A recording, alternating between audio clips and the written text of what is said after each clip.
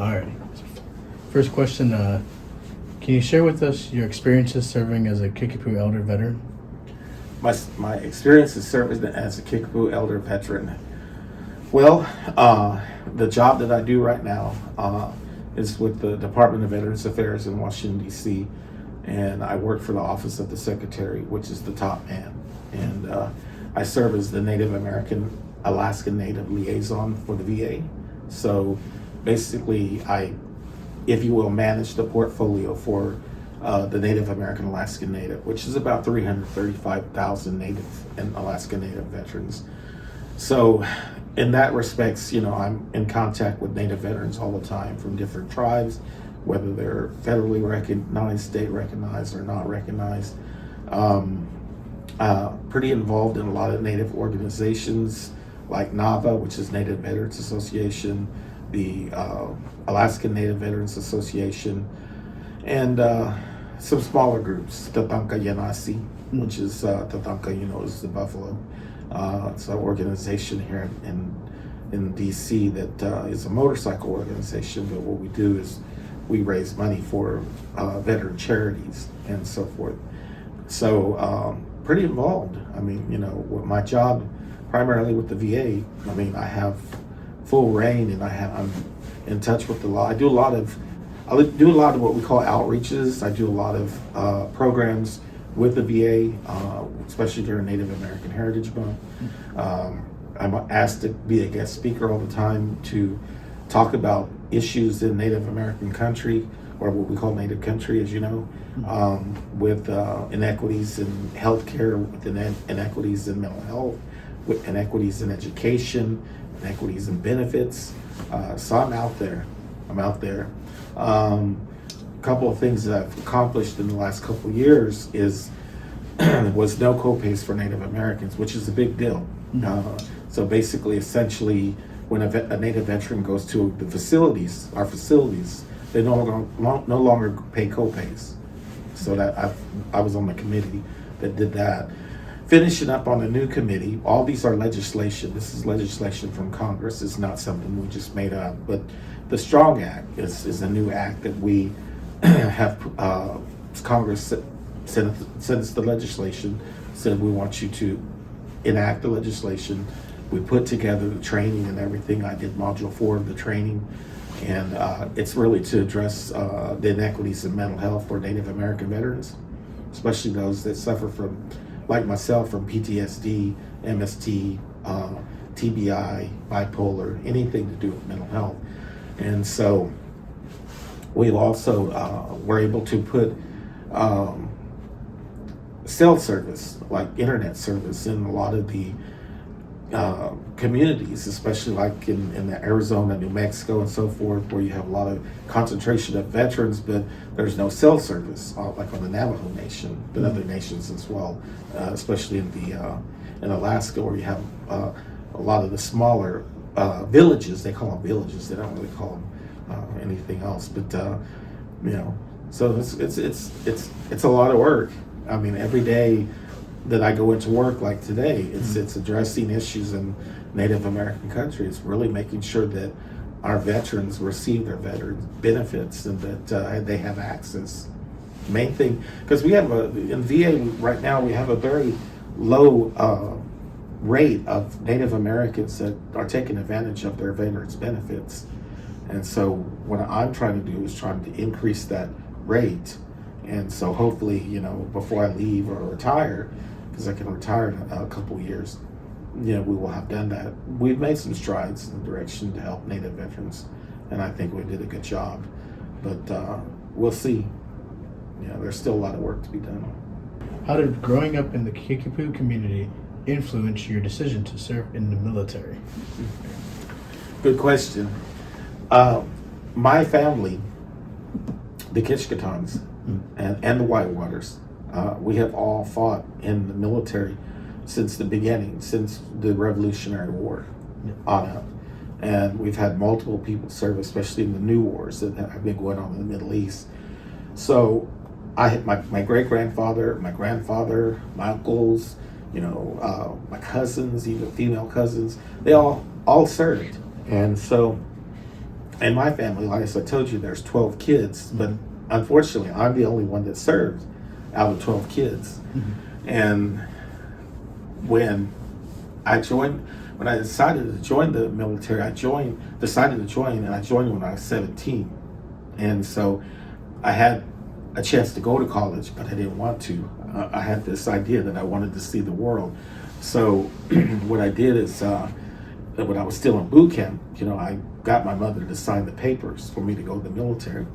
And so it's kind of one of those things where it was a family tradition to serve, and it was an honor to serve for us. And so that really is it in a nutshell, is that my ancestors before me all fought in the military, or were served in the military and fought wars. And so I decided that I was going to.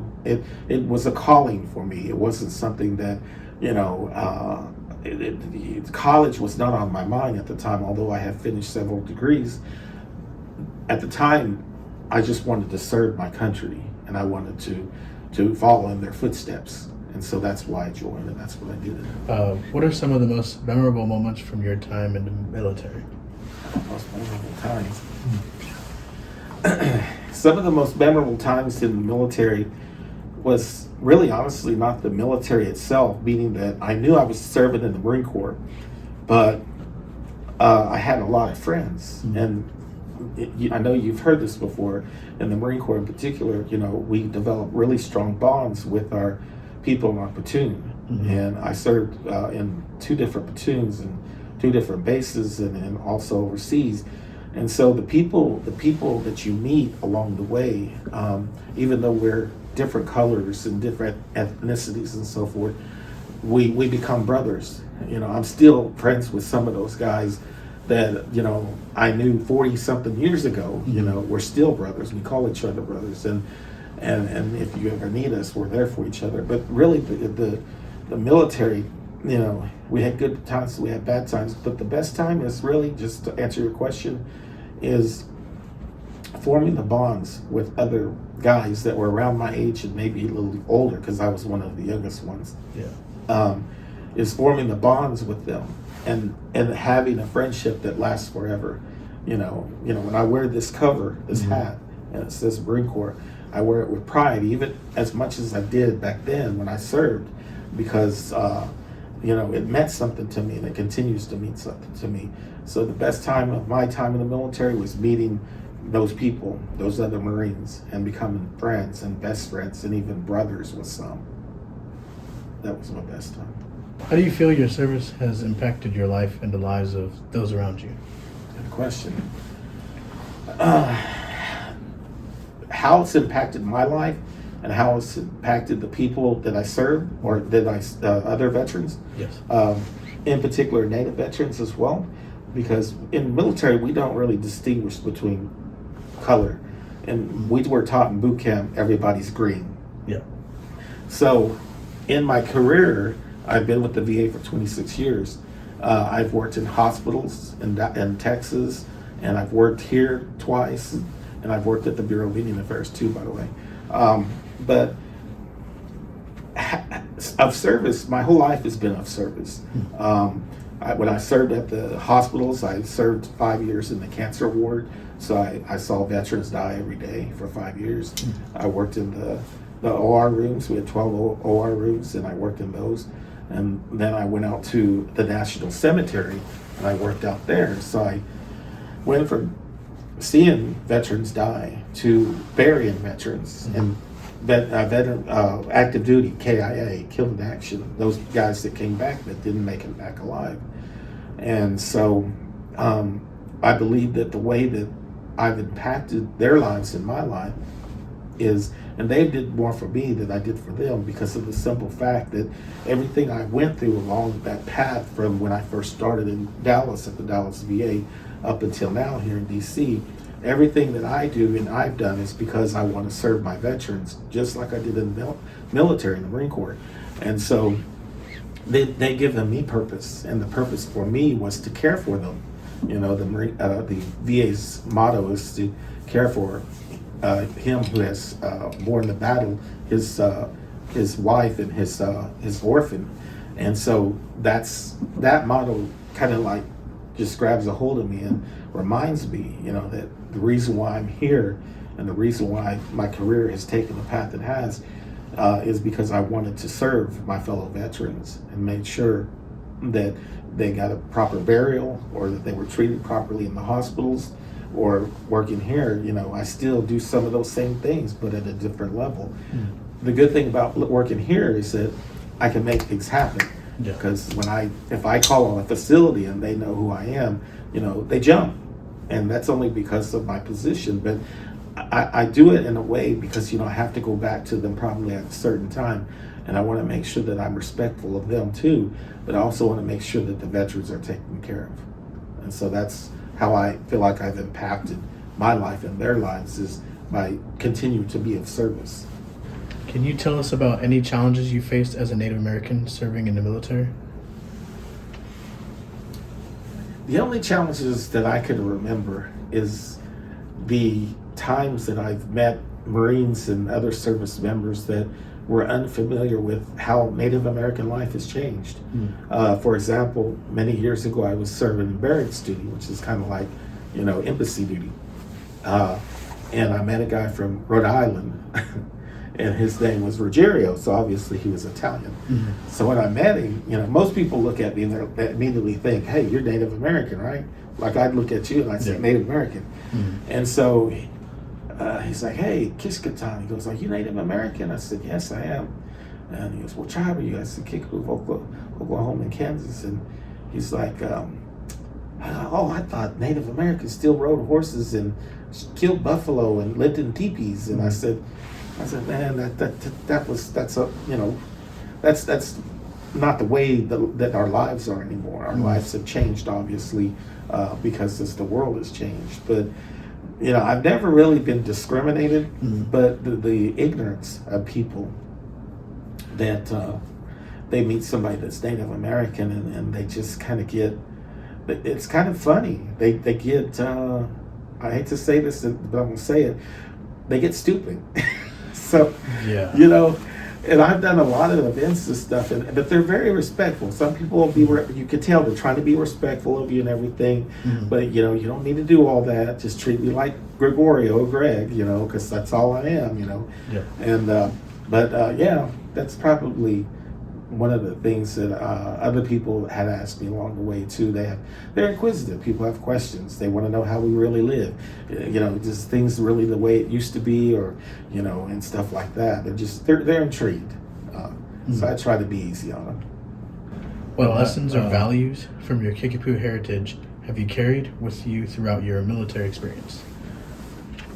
So when I was going through boot camp, I had 4 drill instructors, and they all told me, some of the best Marines are Native Americans. And I said, really? I said, yeah. I was one of those Marines that was a good Marine. I got promoted a lot, and I had a lot of awards, that kind of thing.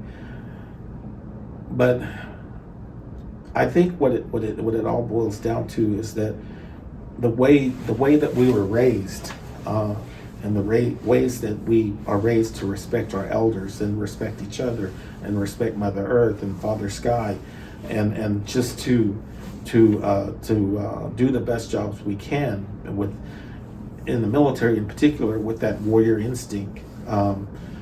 It's just something that's instilled in us. You can't teach the lifestyle and the way we were raised. You can't teach that. When you go in the military, and even as I progressed through the military until I got out, everybody respected me, and people, I had developed a good name, if you will, and trustworthy and dependable and reliable, all those things. But it's just something that we learn. Our ancestors passed it on down to us. My grandfathers, my grandmothers, who are all gone now. I only have my mother now, and she still insists that I perform and I maintain respect within myself and for the tribe as well. Because even though as I get older and I'm an elder now, we still have to represent our tribes with dignity and respect. And so those are some of the good qualities that was instilled in me when I was younger, you know, to be the man that I need to be, and to do the job that I need to do, and to be the person that people look up to and to respect, and, you know, to be a leader, if you will. And I've been a leader most of my life, and I believe I was a natural born leader. I don't think I don't think anybody really taught me anything other than my ancestors along the way when I was a kid. You know, I remember all my uncles and aunts teaching me things along the way, and my grandparents and so forth. So, yeah, that's it.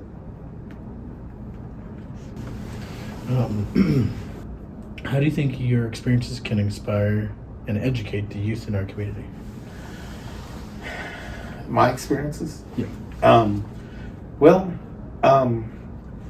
I've always been told I have kids that look up to me. And one of the things that I've done in my life is I was one of the first Native American people to be elected to a board of trustees for an HBCU.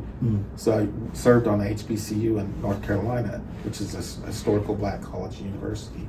And so what we were trying to do is, and we did succeed, is get Native American youth interested in something other than just what the norm was, which was going to Haskell or you know, SIPI or anything like that. And so in that respects, I think that was a way for me to give back to our community, especially the youth, because they are our future, and I take that very serious. When I worked at the Bureau of Indian Affairs, I worked for the Bureau of Indian Education, and I worked directly below as the assistant for the director for Indian schools. That's for BIE schools, contracted schools, and the tribally owned schools. And so I worked underneath him, and I traveled a lot all over the country, and I went to the schools and met with the staff and the kids, and I would ask the kids questions. You know, they were fixing to graduate from school, from high school, and I went to one out there at the Northern Paiute Reservation there in Las Vegas, around the Vegas area, and I met a young man, and I said, "Now that you're going to graduate from high school," I said, "what is your plans?" He said he wanted to go to school, go to college. He said he was accepted, but he couldn't get there. So the only thing that was holding him up was that flight or bus to get him to where he needed to go. And so we worked out plans to get students the abilities to travel, to go, those that, you know, wanted to go and get an education. We have to remember that there's still a lot of schools, like, you know, especially in the Navajo Nation in particular, and some of those, the Ute and I forget the other tribes out there. There's schools that the Pueblos that you can't get to. You can only helicopter in, you know, because they're not easily accessible. But so us supporting the schools, there was 186 K through 12 schools we supported. That's all Indian schools.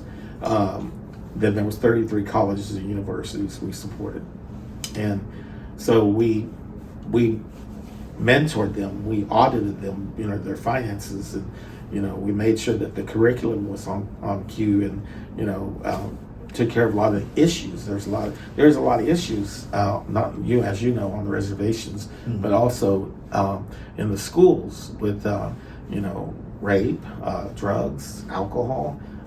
There's a lot of things to go into school, and I was the one that received every morning. I had a fax machine, and they fax in those reports every day, and in the morning I'd compile them and get them ready for my director. And so I'd read some of them, and I just shocked that, you know, things have changed. Some of the things I read didn't happen when I was in school, and so it was hard. But I think the education piece needs to be strengthened. I think the language piece needs to be strengthened amongst all tribes, you know, because there's a lot of tribal languages that are going extinct. They're not being taught. Yeah. And I think it's good that, because I follow all the Kickapoo tribes, and I think it's good that they did a revitalization of the Algonquin language for our tribal members, but mainly education. Yeah. I think education is very important for us because it will strengthen us as a nation and it will advance our people. What advice would you give to young people who are considering military service? Well, the advice I would give the young people, in my perspective, back in the day, we used to always say, we thought that all kids that didn't decide to go to college, that they should go in the military. Mm-hmm. And I still feel that way. And I know the military is a choice, so you don't have to go. Yeah. But I still think they should consider serving. If you're like I was, and I was this pretty smart student, I could have graduated midterm in high school. Mm. They They wanted me to go to college in the afternoon, or excuse me, high school in the morning and college in the afternoon, my senior year, and I didn't want to. And so I was tired. I wanted to go see the world. But I think that Native American students should consider joining the military. Number one, they can help you with their education. They did with me. Even though I got out on a disability after serving for a number of years, my education was completely paid for. They had the GI Bill. But I think it's important that we make a presence in the military, in the ranks, that we're recognized, to strengthen us as people. I think that college is a great thing, and if you have plans to go to college out of high school, go for it. You know, we need people in all genres of our society and of our professionalism organizations and jobs and things like that. Mm-hmm. But if you were like me and you were indifferent or you didn't know that you wanted to go to college at the time, the military is the best thing. And I would encourage people, the young people, the Native American students, kids, excuse me, I didn't mean to say children, to consider it, you know, because it is an admirable thing to do, to serve your country. And I was asked one time when I was a young Marine, and this person asked me, they said, "Oh, I heard you're Native American." And I said, "Yes, I am." And they said, "Why would you serve the military when this country tried to destroy your people?" Get asked that a lot, actually. Mm-hmm. And my response is always to them, we've already been invaded once. Why would I want my country to be invaded again? You know, meaning the Anglo-Saxons. Mm-hmm. They invaded us and they destroyed our lands, and they, you know, murdered millions of our indigenous people. Why would I want that to happen again by another foreign power? You know, so that's why I served, and that's why I think, you know, all Native American students that are considering the military should serve.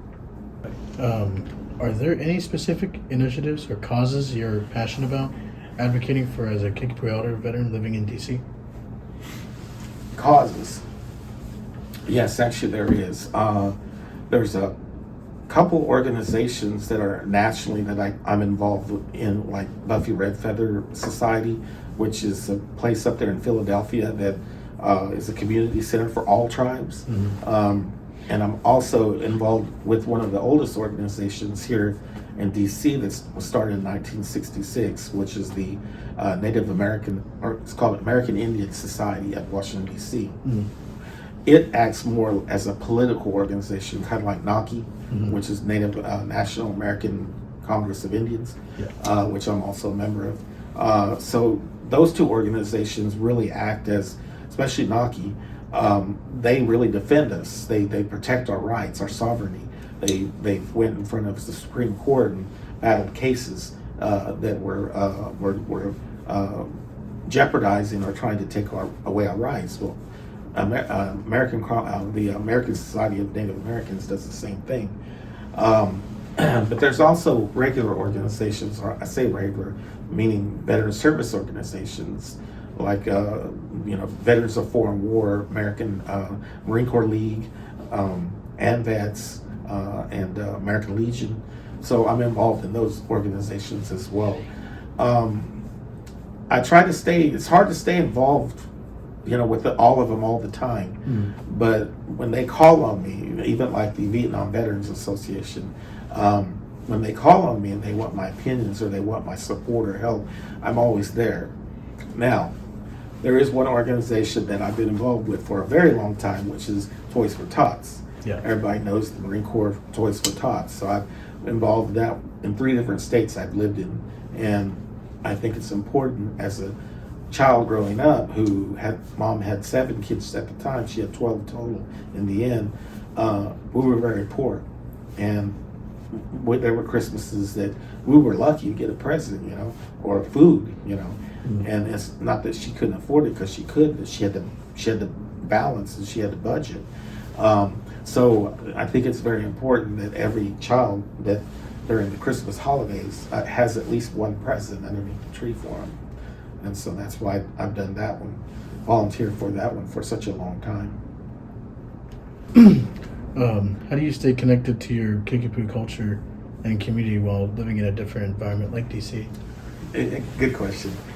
So my tribe, the chairman and the business committee have came here several times, and they always look me up and they always say, hey, Mr. Kishkatam, do you have time to have dinner with us while we're here? And so I always make it a point, or if I hadn't heard from them, I'll call them or message them and say, are you coming to, with the last one that happened in December, which was the president's, was a meeting with the president and all the tribal nations.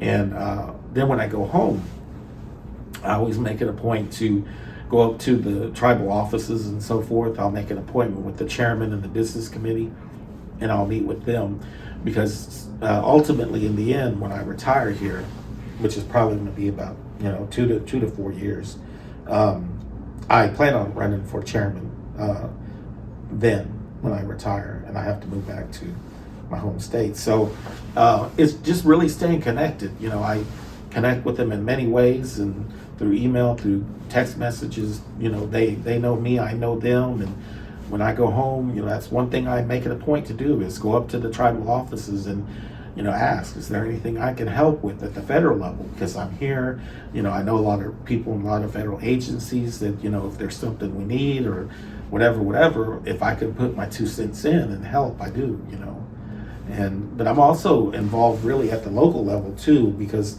my family, which is the Water Clan and the Fire Clan, we, they all have a lot of questions, some things they may not understand or something like that, and I'll act as a mediator between them and the tribe, the business committee and the chairman and so forth. And if they have questions, I try to get them answered, or any information that comes out from the tribe, like the ARPA payments.